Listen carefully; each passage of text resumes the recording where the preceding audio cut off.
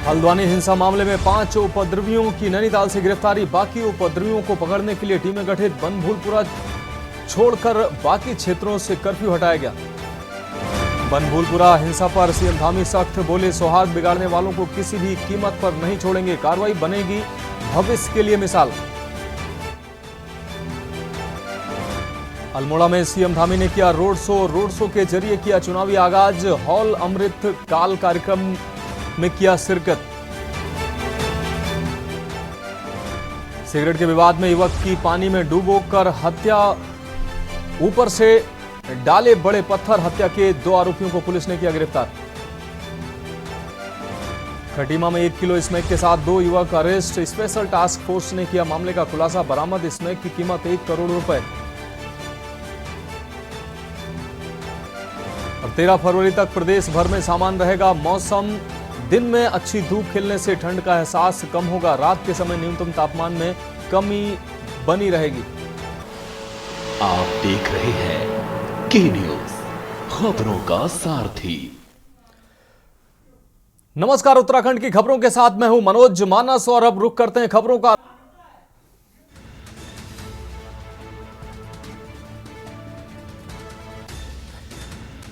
तो इस वक्त की अहम खबर आपको दिखा रहा है। जावेद सिद्दीकी असलम उर्फ 4-5 अभियुक्तों को गिरफ्तार किया गया। अन्य अभियुक्तों की गिरफ्तारी के लिए टीमें गठित की गई हैं। तो बनभूलपुरा मामले में 5 उपद्रवी गिरफ्तार हुए हैं। सीसीटीवी और अन्य साक्ष्यों के आधार पर गिरफ्तारी हुई है। आपको बता दें, थाना बनभूलपुरा को सुचारू रूप से संचालित करने की तैयारी की जा रही है। तो नैनीताल से इस वक्त की अहम खबर आपको दिखा रहे हैं। बनभूलपुरा मामले में 5 उपद्रवी गिरफ्तार हुए हैं। सीसीटीवी और अन्य साक्ष्यों के आधार पर 5 लोगों की गिरफ्तारी हुई है। महबूब आलम, जीसान, परवेज, अरशद, इनकी गिरफ्तारी की गई है।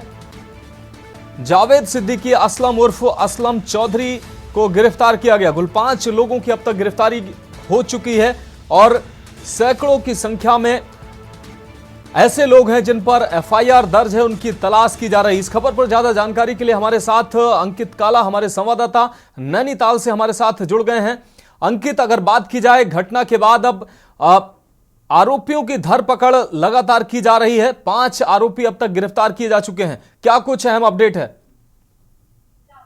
बिल्कुल, आपने सही कहा। देखिए, 5 आरोपी इस पूरे मामले में गिरफ्तार किए जा चुके हैं और अब तक 5000 से ज्यादा लोगों के विरुद्ध मुकदमा पंजीकृत किया गया है। फिलहाल पुलिस की ओर से लगातार सीसीटीवी खंगाले जा रहे हैं और मुख्यमंत्री पुष्कर सिंह धामी ने पुलिस प्रशासन को सख्त कार्रवाई के दिशा निर्देश दिए हैं। एनएसए के तहत इसमें कार्रवाई की जा सकती है।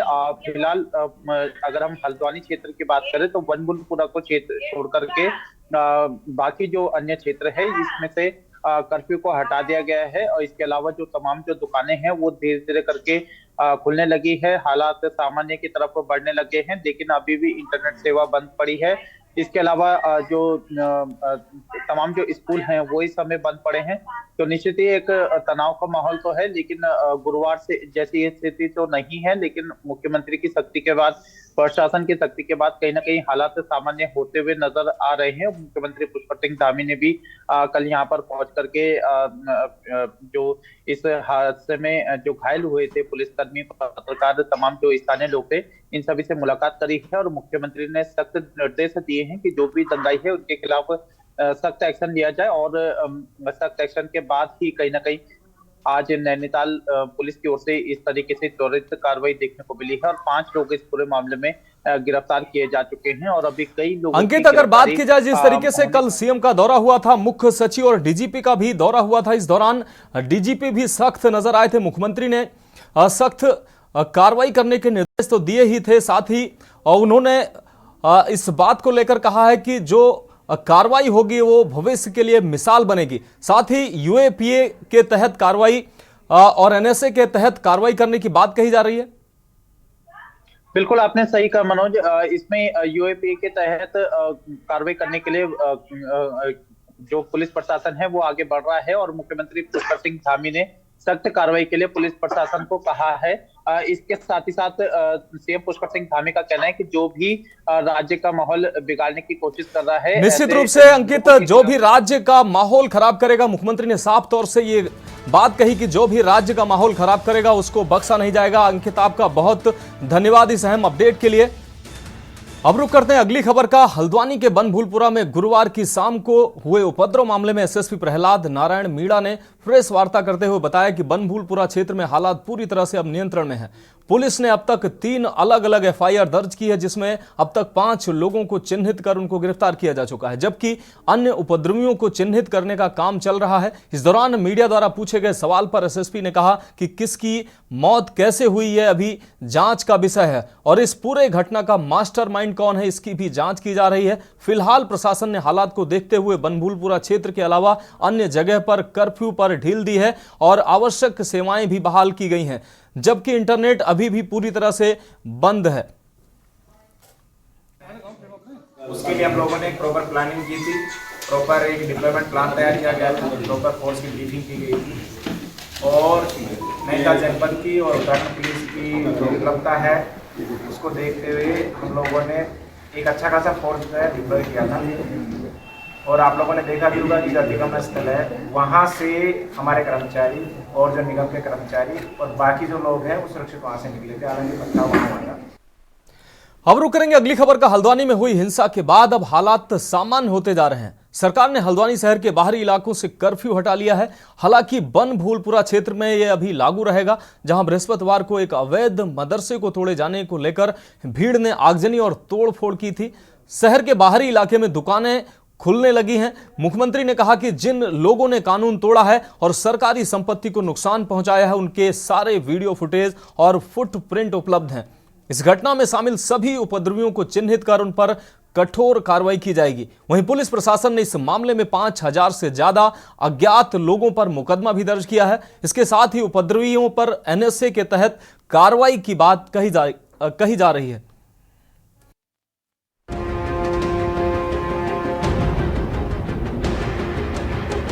उत्तराखंड की शांत वादियों में भी हिंसा की आग धधक रही है। हल्द्वानी में एक अवैध मदरसे और मजार को तोड़े जाने के बाद भड़की हिंसा के बाद हालात सामान्य हो रहे हैं। वहीं सरकार ने हल्द्वानी शहर के बाहरी इलाकों से कर्फ्यू हटा लिया है। हालांकि बनभूलपुरा क्षेत्र में ये लागू रहेगा, जहां बृहस्पतिवार को एक अवैध मदरसे को तोड़े जाने को लेकर भीड़ ने आगजनी और तोड़फोड़ की थी। शहर के बाहरी इलाकों में दुकानें खुलने लगी हैं, लेकिन स्कूल अब भी बंद है, इंटरनेट सेवा भी बंद है। वहीं राज्य के मुख्यमंत्री पुष्कर सिंह धामी ने हल्द्वानी पहुंचकर उपद्रव की घटना की स्थिति का जायजा लिया। मुख्यमंत्री ने हल्द्वानी बनभूलपुरा में हुई घटना में घायल महिला पुलिस दल समेत अन्य पुलिस कर्मियों, प्रशासन, नगर निगम कर्मी और पत्रकारों का भी हालचाल जाना। मुख्यमंत्री ने कहा कि जिन लोगों ने कानून तोड़ा है और सरकारी संपत्ति को नुकसान पहुंचाया है, उनके सारे वीडियो फुटेज और फुटप्रिंट उपलब्ध हैं। इस घटना में शामिल सभी उपद्रवियों को चिन्हित कर उन पर कठोर कार्रवाई की जाएगी। पूरी तरह से उनके कैमरे तोड़े हैं, उनके साथ मारपीट की है। और मैंने आज सवेरे कुछ पत्रकार साथियों से बात करी फोन पर, तो उन्होंने बताया कि उनको जिंदा आग में झोंकने का भी प्रयास किया गया पकड़ के। और एसडीएम रेखा कोहली से भी मैंने बात करी, उन्होंने मुझे बताया कि किस तरह से उनके साथ वहाँ पर मारपीट हुई है, किस तरफ से आगजनी हुई है, हत्या का किस तरह से प्रयास हुआ है। कानून अपना काम करेगा।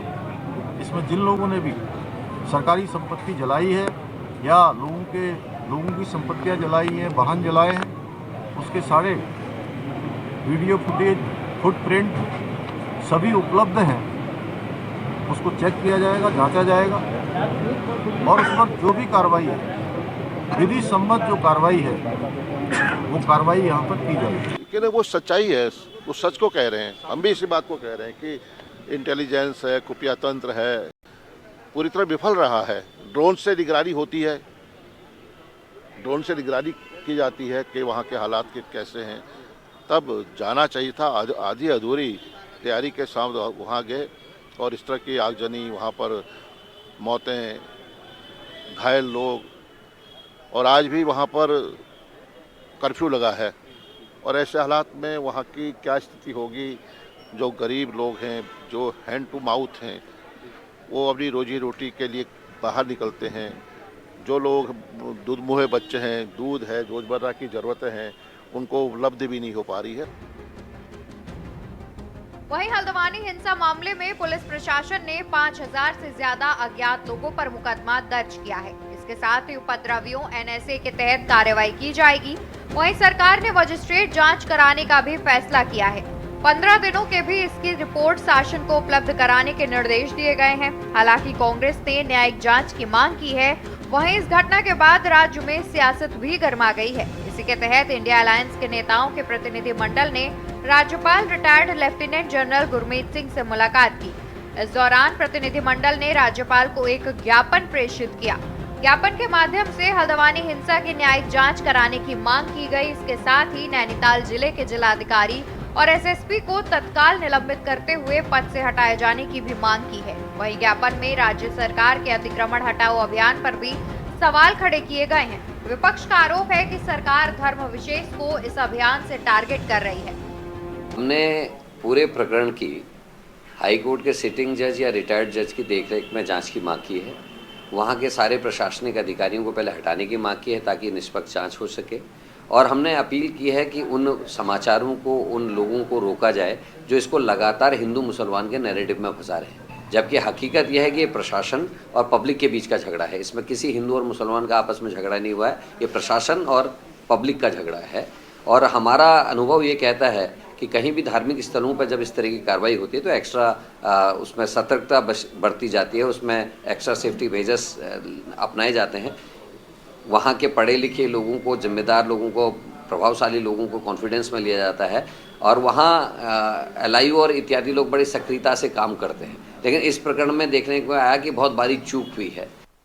देखिए, अभी हमारी जो प्राथमिकता है, आप और हम अभी जो बात कर रहे हैं, हमारी सबसे पहली प्राथमिकता ये है कि अमन चैन बहाल हो, भाईचारा बहाल हो।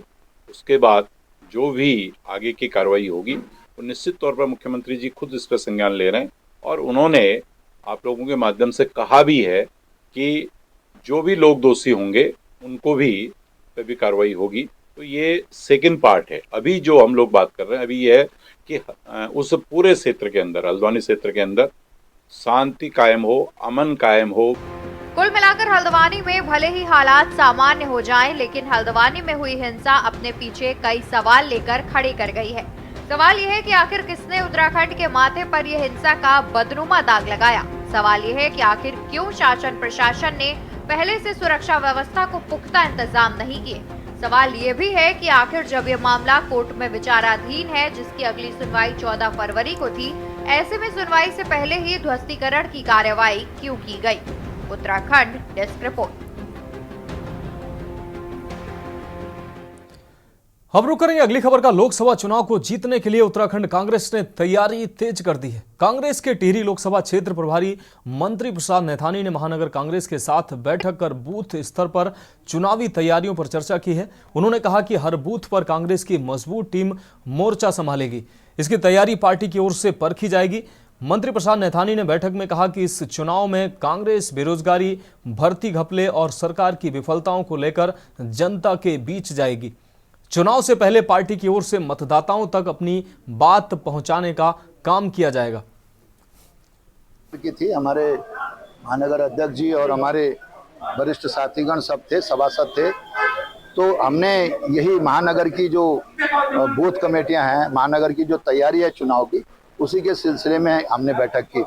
बैठक जरा लंबी चलनी थी, लेकिन दुर्भाग्य से हमारे बीच में हमारी कांग्रेस की कार्यकर्ती जो थी, यहाँ पे जो सेवा दल में काम करती थी, उनका अचानक देहांत हो गया। इस वजह से हमने इस प्रोग्राम को स्थगित किया।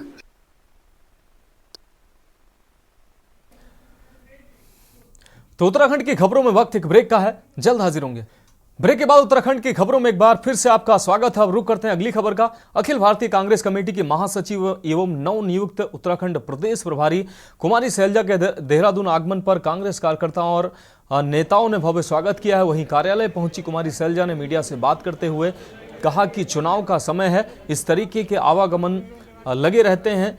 आगे प्रदेश प्रभारी ने कहा कि उम्मीदवारों की पहली सूची तैयार करने की बात का जवाब देते हुए उन्होंने कहा कि पहली सूची का कोई मतलब नहीं है। हमारी केंद्रीय स्क्रीनिंग कमेटी है, इसके बाद हमारी सेंट्रल इलेक्शन कमेटी है।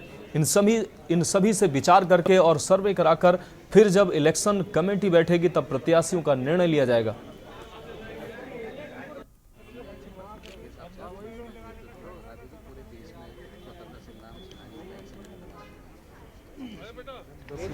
कुछ लोग हैं आते जाते, चुनाव के बाद इस तरह का चलता है, आवागमन चलता है। पहली सूची कब तैयार करती है? पहली सूची कुछ नहीं, हमारी सीटें हैं, हमारी केंद्रीय स्क्रीनिंग कमेटी भी है, उसके बाद सेंट्रल इलेक्शन कमेटी है, तो सबके विचार लेकर बाकी सर्वे भी करती है पार्टी। फिर जब सेंट्रल इलेक्शन कमेटी बैठेगी। ठीक है भाई, ठीक है। अब रुक करेंगे अगली खबर का। आपको बता दें, इंडिया अलायंस के नेताओं के प्रतिनिधि मंडल ने उत्तराखंड राजभवन देहरादून में राज्यपाल retired lieutenant general Gurmeet Singh से मुलाकात की। इस दौरान प्रतिनिधि मंडल ने राज्यपाल को एक ज्ञापन प्रेषित किया है। ज्ञापन के माध्यम से हल्द्वानी हिंसा की न्यायिक जांच कराने की मांग की गई है। इसके साथ ही नैनीताल जिले के जिलाधिकारी और एसपी को तत्काल निलंबित करते हुए पद से हटाए जाने की भी मांग की है। वहीं ज्ञापन में राज्य सरकार के अतिक्रमण हटाओ अभियान पर भी सवाल खड़े किए गए हैं।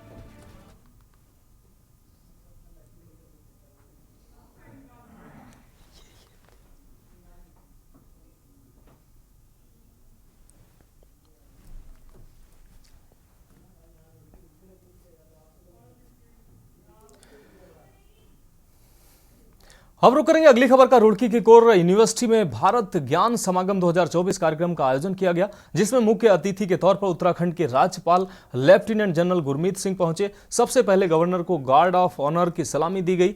आपको बता दें कि विकसित भारत अभियान के अंतर्गत भारत ज्ञान समागम 2024 कार्यक्रम आयोजित किया गया, जिसमें देश भर के 22 राज्यों के 50 से अधिक कुलपतियों और 500 से अधिक विद्यालयों के प्राचार्यों ने भाग लिया। शिक्षा समागम में भारत में उच्च शिक्षा के भविष्य में सुधार पर चर्चा की गई। साथ ही उच्च शिक्षा और प्राथमिक शिक्षा में सामंजस्य बनाने व बेहतर शिक्षा को बेहतर बनाने को लेकर चर्चा की गई है। इस कार्यक्रम में शिक्षा के नए आयामों पर भी मंथन हुआ, जिसमें विशेषज्ञों ने नई शिक्षा नीति में टेक्नोलॉजी को भी शिक्षा में शामिल करने पर विशेष ध्यान देने की आवश्यकता पर जोर दिया। सबसे पहले मेरा आप सबको जय हिंद। आज बहुत सौभाग्य है कि आज रुड़की के अंदर में COR की तरफ से एक ज्ञान विज्ञान समारोह का आयोजन किया गया, और इसमें मुझे इतनी खुशी हो रही है कि हमारे राष्ट्र के 26 स्टेट्स में से 26 स्टेट के रिप्रेजेंटेटिव आए हैं। अब बात करेंगे अगली खबर की। लक्सर ग्राम प्रधान संगठन की जनप्रतिनिधियों ने प्रेस वार्ता कर पूर्व विधायक संजय गुप्ता को लोकसभा प्रत्याशी पद के लिए भाजपा से टिकट दिए जाने की मांग की है। उन्होंने कहा कि वह पूरे तन मन धन से विधायक संजय गुप्ता के साथ हैं। इसके लिए वह भाजपा के शीर्ष पदाधिकारियों को भी पत्र भेजेंगे। आपको बता दें कि श्रीराम कॉलोनी में समाज सेवी विनय गुप्ता के आवास पर प्रधान संगठन ने प्रेस वार्ता आयोजित की। इस मौके पर जनप्रतिनिधियों का कहना था कि संजय गुप्ता क्षेत्रीय विधायक हैं और स्थानीय जनप्रतिनिधि हैं। उन्हें क्षेत्र का हर व्यक्ति जानता है, इसलिए पूर्व विधायक संजय गुप्ता को ही हरिद्वार से लोकसभा प्रत्याशी के रूप में भाजपा से टिकट दिया जाना चाहिए।